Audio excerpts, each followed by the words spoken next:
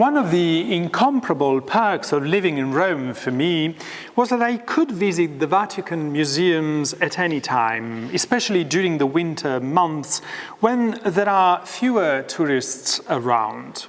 I especially appreciated this privilege on reaching Michelangelo's Last Judgment in the Sistine Chapel, which more than many other works of art requires time and sustained attention to disentangle its gigantic circular motion through the dense bundles of bodies.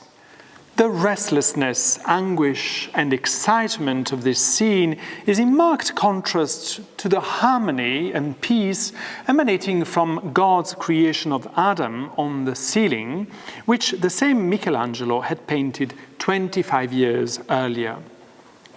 A cataclysm had happened in the intervening period with the beginning of the Protestant Reformation.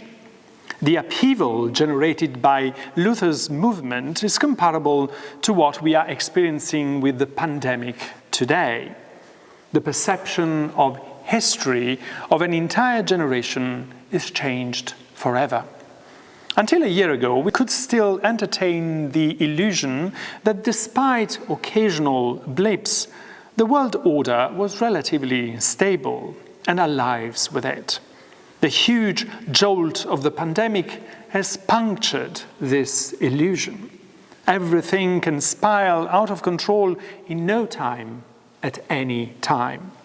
Even though with the vaccines we start seeing the end of the tunnel, we will be ushered into a different kind of normality in which we will never shake off a lingering sense of threat hanging over our heads. Another virus, the climate emergency, another world conflict, who knows? Yet, we will persuade ourselves that we have taken back the reins of our destiny and try again to live as if nothing had happened. In our denial, we are just as complacent as the churchmen who, at their peril, commissioned Michelangelo's painting and, what is more, assigned him the unforgiving topic of the Last Judgment.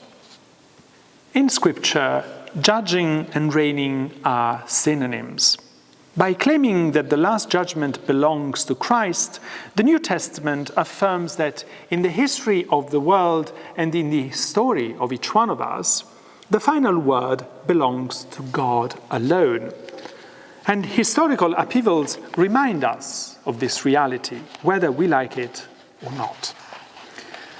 The Michelangelo who painted the Last Judgment had left behind the dream of perfection of his earlier years. He was looking for ways of alerting his contemporaries about their complacency, just as Matthew does in his stark parable of the Last Judgment. Most art critics argue that in this fresco, Christ's arms are a visual transposition of the reprobation expressed in Matthew's Gospel. Depart from me into the eternal fire prepared for the devil and his angels. This presupposes that the center of the anti-clockwise movement of the fresco is Christ's power to judge humanity by raising the dead at the bottom on the right, congregating them at his side, and removing those who deserved condemnation by plunging them towards the bottom of the fresco on his left side into hell. I believe, however, that there is a deeper and more specific focal point in the fresco that adds a farcical subtext to this plot. Besides judgment, the theatrical position of Christ's arms is performing another function. The right arm is raised to expose the rib cage to view, and the left arm ends with Christ's index pointing at the wound caused by the spear of the Roman soldier who pierced Jesus' body to make sure that he was definitely dead. This is the wound that persuaded Christ's adversaries and anyone whose life had been inconvenienced by this troublesome preacher that everything was back to normal. And if he really was God, as he claimed, well, then God was dead. In other case, all people wanted was to make sure they could go back to business as usual. Whenever I go to the actual location of this fresco, the Sistine Chapel, I cannot avoid being intensely aware that this is a hall where so much of the course of world history is shaped. This is the place where cardinals congregate to choose the new pope. This election has become less overtly political in the past century, but it cannot be denied that for most of its secular history, it was marked by scheming, corruption, simony, threats, and sometimes physical brutality.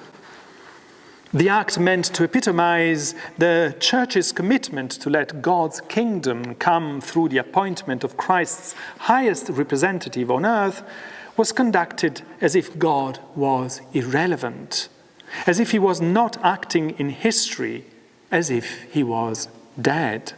And therefore, as if there would never be any accountability for our human actions, especially by those who were supposed to be ministers of God.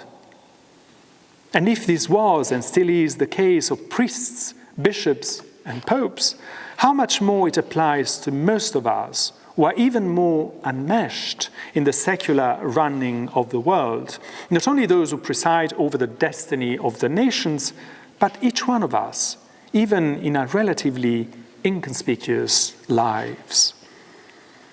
We all are included in the character of the fool of the book of Psalms who says, "There is no God," or might say that there is a God, but act as if there was none. So, in this same Sistine Chapel in which people kept acting blatantly as if there was no God, an older, mischievous and disenchanted Michelangelo depicts the whole movement of history as revolving on a center which is not Christ's triumphant power, but his mortal wound, God's death, that is, the tragic possibility of ignoring God in our lives. The provocative nature of this fresco is hard to miss and has generated endless controversies from the moment it was unveiled, to the point that during the following centuries, successive popes were tempted to erase it. And of course, despite the hysteria of Puritans of all times, the goading does not lie in the nakedness so profusely on display. That nakedness is a diversion. What decency can seriously be threatened by these oversized torsos with tiny heads, disjointed breasts, bulging love handles, tiny male organs, mostly covered after Michelangelo's death, especially when compared to the perfect proportions of Adam's body on the ceiling right above everyone's head? The main problem with people whose entire lives are enslaved to power and money grab is that they lose their sense of humor.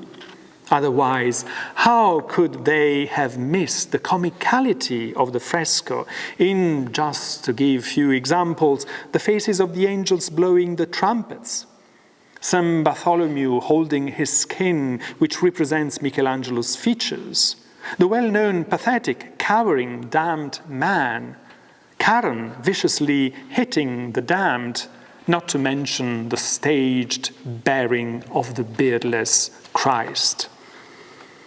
We think that we can take the Last Judgment seriously only if we depict and describe it in grave and stern tones. Sometimes, however, especially when dealing with violent paradoxes, a much more apt stylistic device is farce, with its ability to express the grotesque absurdity of a situation. And indeed, What grander farce than this symbolic hall which every so many years becomes the world's center stage, and in which not just cardinals, but all of us are placed under the huge Damocles sword of the supreme accountability depicted on its wall, and yet smugly maneuver as if it was a fiction, as if there was no God, as if the wound had indeed killed God and we were the masters of the world. We underestimate God's humor. This is why we end up completely missing the real focal point of the fresco, that is, the real throbbing heart of history, the locus where God's power really lies. We represent him to ourselves as this scowling divinity, when in reality he governs history from a wound, an empty cavity, that is, from a need, from his hunger and his thirst under the most improbable disguise. I was hungry and you gave me food. I was thirsty and you gave me something to drink. I was a stranger and you welcomed me. I was naked and you gave me clothing. I was sick and you took care of me. I was in prison and you visited me. Truly, I tell you, just as you did it to one of the least of these who are members of my family, you did it to me.